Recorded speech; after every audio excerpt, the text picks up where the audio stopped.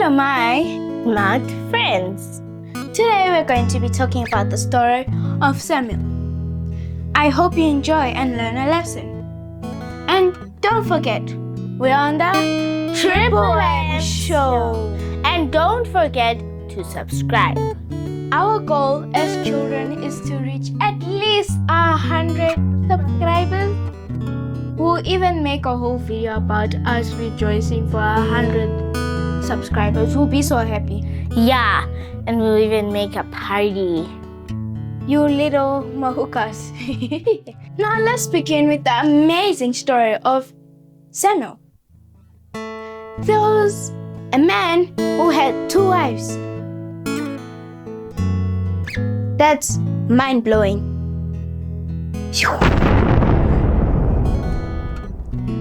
One was named Hannah and one was named Peninnah.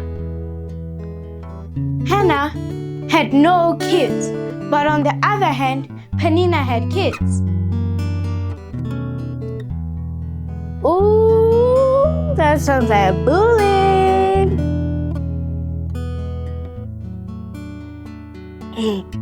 Don't you think it's bad to be like to this other person just because they don't have a kid? You don't have a kid. I have 10 kids. Or I have 12 kids. Kids are so nice. Kids are what? Showing up. And then they don't have a kid. How will you imagine feeling? Michaela kind of spoiled the story. Thanks, Michaela. My next line was going to be that Peninnah bullied Hannah. And if you remember correctly, in one of our videos we told you guys to not bully anybody because bullying is obviously not nice. After this video, go and check out that video. But anyway, we have to continue with our story. Every year, when they went to go and worship God and give sacrifices to God, Hannah would cry and not eat just because of Peninnah. Imagine that. Oh, wow.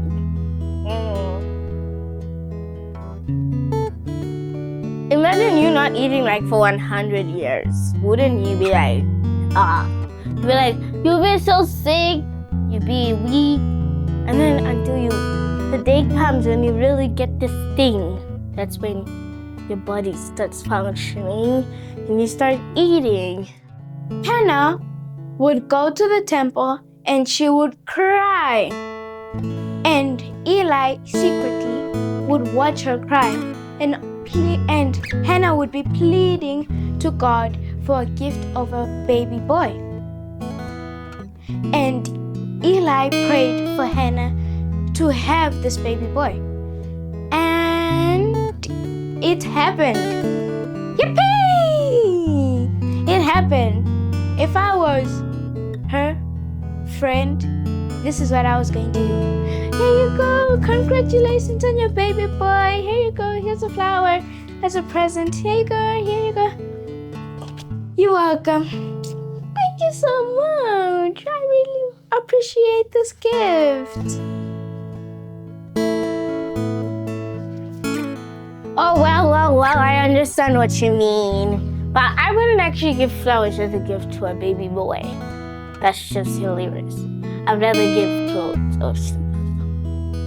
But good thinking, and at least she had a child, and at least she finally started eating. What would happen if she stopped eating for 100 years?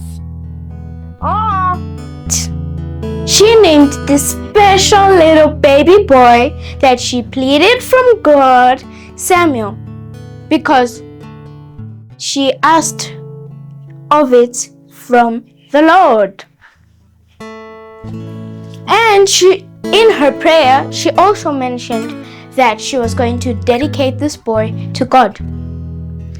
And she will not cut his hair.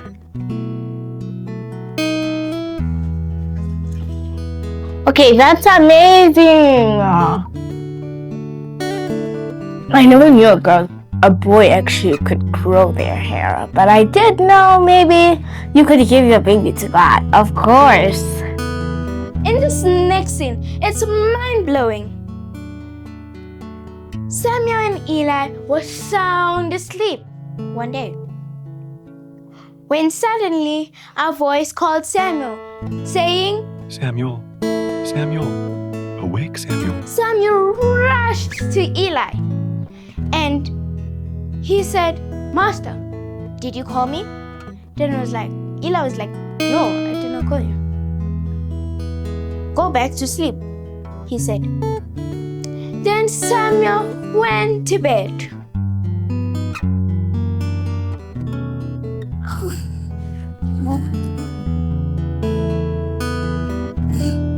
Isn't it weird when you hear someone be like, Michaela, Michaela, Michaela, and you're not dozing, and then you go to your parents and they're like, no, it's not me.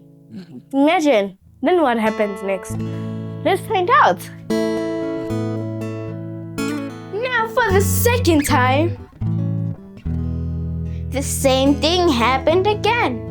But then Eli used his thinking capacity and thought about it and thought that the Lord must be calling the special young boy.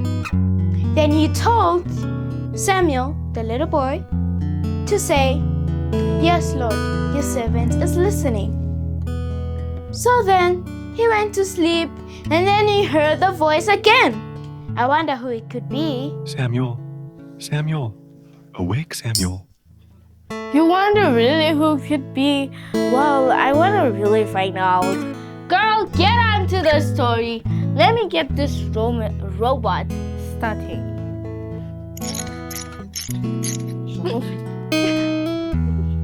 That was a special voice. That special voice came straight from our Heavenly Father, which is the God of the universe. God then told Samuel this. Samuel, listen to me. I'm going to punish Eli and his wicked sons, because Eli did not stop his wicked sons when they were doing bad stuff. You gotta be joking. Let me get this robot started. Okay, what do you mean? This thing is not starting. Okay, whatever guys, I need to change the oil tank. But right now, what do you mean when you say God's gonna punish?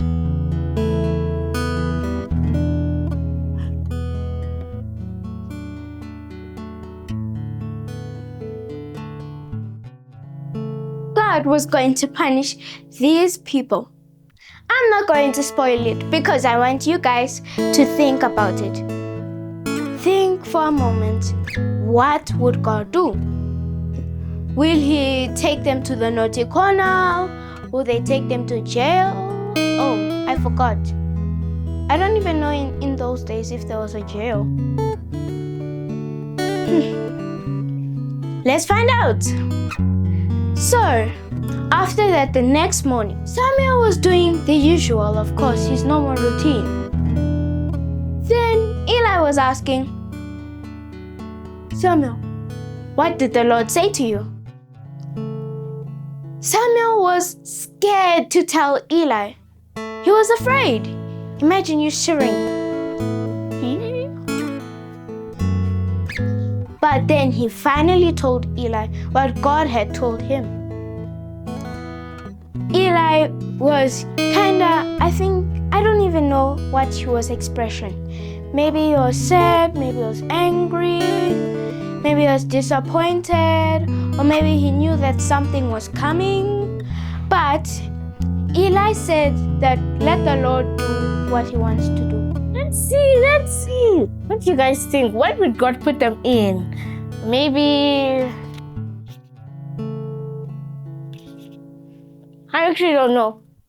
You wanna know why these sons were wicked? Let me tell you why. It was because Eli told his 2 wicked sons. I said, good job. 2 wicked sons to be judges But here's a big issue. A very big one. They often accepted bribes. You're probably wondering, what is a bribe? It's when you give someone a gift or treasure so that they can say something that they know is wrong, but they still say it anyway, so you don't go to jail or something, in this case of judgment. Well, I don't really understand what she's saying, but actually it's not actually good to do that because sometimes it could lead you to trouble. You may be a judge or what, but you could still go to jail. So, now, after this, if I remember correctly in my thinking capacity, the Israelites at that time were having a war against their enemies, the Philistines. They fought, but the Israelites unfortunately lost. So they decided to go and take the Ark of the Covenant from Shiloh. They came, and they brought it to camp. Then they started shouting because they were so excited. Woohoo! But then the Philistines were wondering, what's going on here? What's going on? So then they did a battle again. But the Israelites lost again. But in that process, when the two sons came with the Ark of the Covenant, the two sons for Eli, in that process they also died in that same war. Then a servant went and told Eli about the death of his sons. There we go, my English is not working. Eli was so shocked that he fell. So he stood up and then he sat down, then he fell off of his chair. And because he was so old, he ended up ending life. That's so sad. My sister, I get the point when you said I meant to say a kid's jail and an adult jail. But actually, you cannot mix a police with normal people. Obviously, there'll be a jail separates, because they can't mix a police with an actual criminal. You get me? But for the part when you said his two sons died, I understand because they did something bad. But how did Eli fall and die?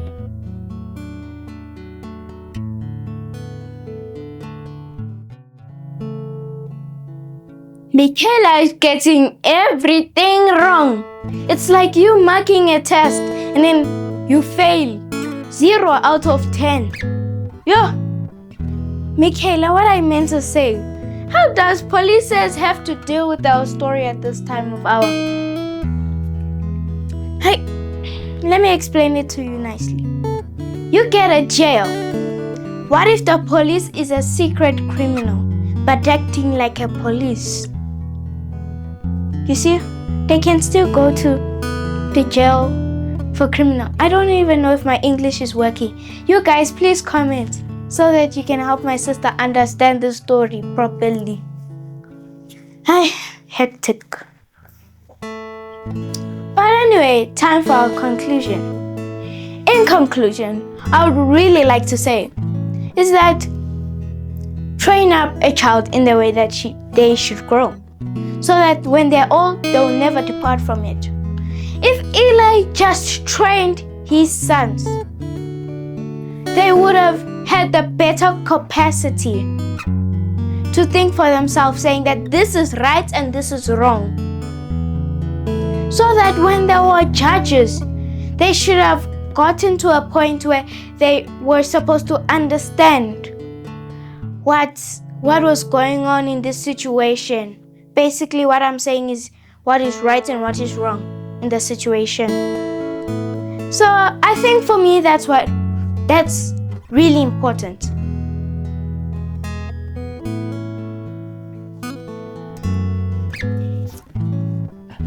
Okay, now I get you. It's actually good to train up the child you want them to act. Because in class, now they're busy talking. You have never trained them to what? To keep quiet in class. But also, it's also sometimes the child's responsibility to know that they're just meant to sit in class, do their work, and then once they go out for break, that's when they can talk. But also, it's good to train up the child you want them to be like, because it could benefit them, and when they're older, they'll have manners. They will keep their house clean, Michaela has made an excellent point. I think we should give her 5 stars, everybody. Let's clap hands for her.